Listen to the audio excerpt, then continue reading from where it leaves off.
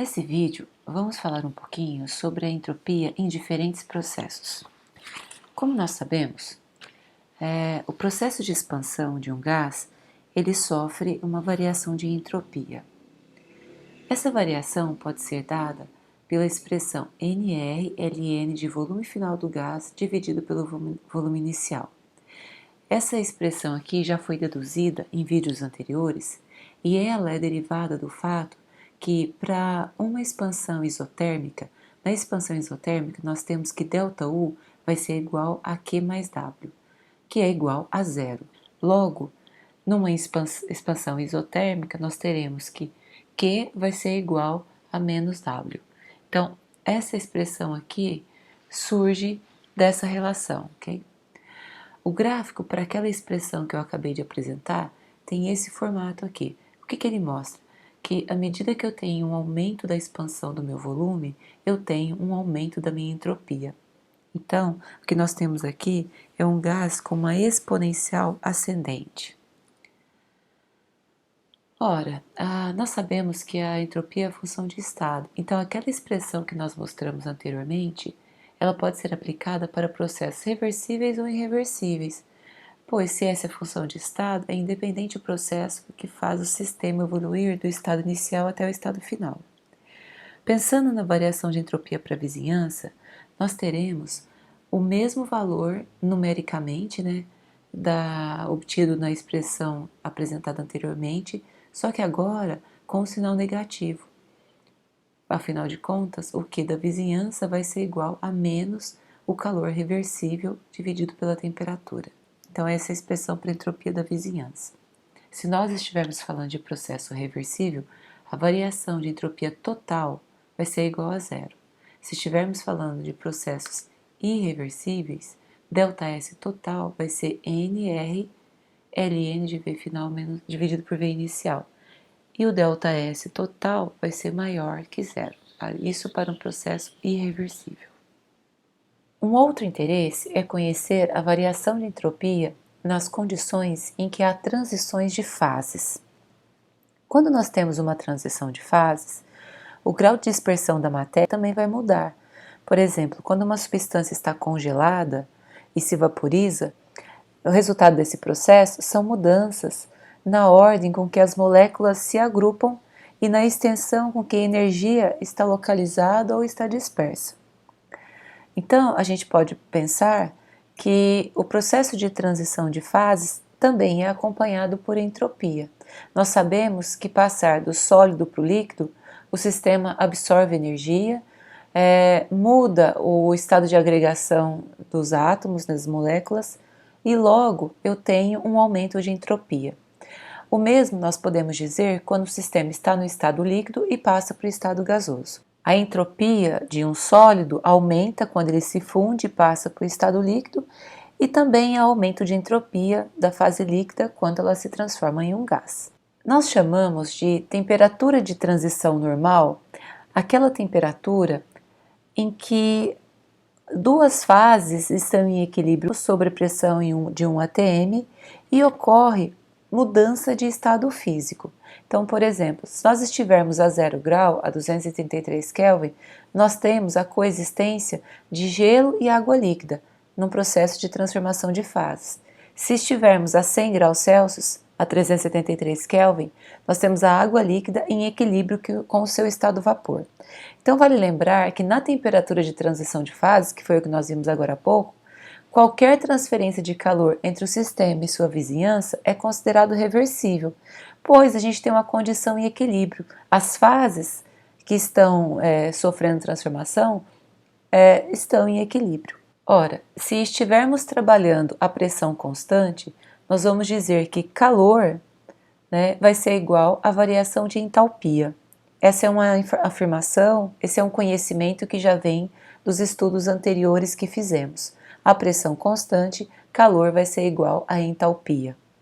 Nesse caso aqui, nós estamos nos referindo à entalpia de transição de fases. A variação da entropia de transição vai ser dada pela variação do ΔH de transição dividido pela temperatura de transição. nós consideramos que essa expressão aqui é a expressão que permite o cálculo da variação de entropia molar de uma transição de fases. Podemos dizer que se ΔH de transição é maior que zero, como ocorre, por exemplo, na fusão ou na vaporização, a variação de entropia vai ser positiva, ΔS vai ser maior que zero, o que está compatível com a ideia de dispersão da energia e da matéria no sistema, sólido passando para o líquido, líquido passando para o estado gasoso, ou sólido passando diretamente para o estado gasoso. Em todos esses casos, nós temos uma dispersão tanto de energia quanto de matéria. Se ΔH for menor que zero, como no caso do congelamento e de condensação de substâncias, a variação de entropia também vai ser menor que zero, vai ser negativa. Essa diminuição é comparável com o aumento da ordenação de um sólido. Então, se eu estava no estado líquido e passo para o estado sólido, eu tenho o meu sistema com uma ordenação um pouco maior. Nos dois casos, tanto no caso de ΔS positivo quanto no ΔS negativo, nós temos que lembrar que a variação de entropia da vizinhança também será afetada pelos mesmos valores, entretanto, com o sinal contrário, o que vai culminar numa variação total de entropia nula. Então, aqui, ó, nos dois casos, a entropia da vizinhança se altera no mesmo valor e a variação de entropia global é nula. Uma grande variedade de líquidos possui uma mesma variação de entropia quando ocorre a passagem do estado líquido para o estado vapor. Esse valor fica em torno de 85 Joule Kelvin-1 mol/-1. E essa observação dá origem a uma regra, que é a regra de Troughton, que ele fala que o valor encontrado para muitas entropias padrão de vaporização de muitos líquidos, ela é semelhante e tem esse valor em função do tipo de alteração que ocorre nesses líquidos, nessas substâncias. Ou seja, eu tenho um volume que é muito próximo, um volume formado que é muito próximo para todos esses líquidos. Logo, a gente tem a mesma variação de entropia padrão. Essa similaridade na variação de entropia é resultado de uma formação comparável de volume em todas as substâncias que compartilham dessa igualdade. Vale ressaltar que desvios significativos podem ocorrer quando os líquidos possuem forças intermoleculares muito intensas. A água é um exemplo disso. Outra situação em que nós temos a variação de entropia é durante o aquecimento de um material. Então, eu posso usar uma expressão como essa daqui, que fala que a entropia em uma determinada temperatura vai ser igual à entropia a uma temperatura inicial, que pode ser, por exemplo, uma entropia a uma temperatura tabelada, né, cujos valores são tabelados, mais aquela variação de entropia que é decorrente do delta de temperatura, ou seja, da nova temperatura que eu tenho no meu sistema de estudo. Ora, nós sabemos que o cálculo da entropia é dQ reversível dividido por T. Então, se eu tenho a entropia em uma determinada temperatura e quero saber a entropia em outra temperatura que não está tabelada, eu vou calcular essa variação de entropia para uma temperatura conhecida e vou fazer o ajuste para aquela temperatura de interesse usando essa integral. Esse cálculo também pode ser realizado ao invés de usarmos a variação de calor reversível, nós utilizarmos a capacidade calorífica molar a pressão constante. Então, eu vou usar Cp quando eu quero conhecer o valor de entropia a uma determinada temperatura e o meu sistema estiver a pressão constante.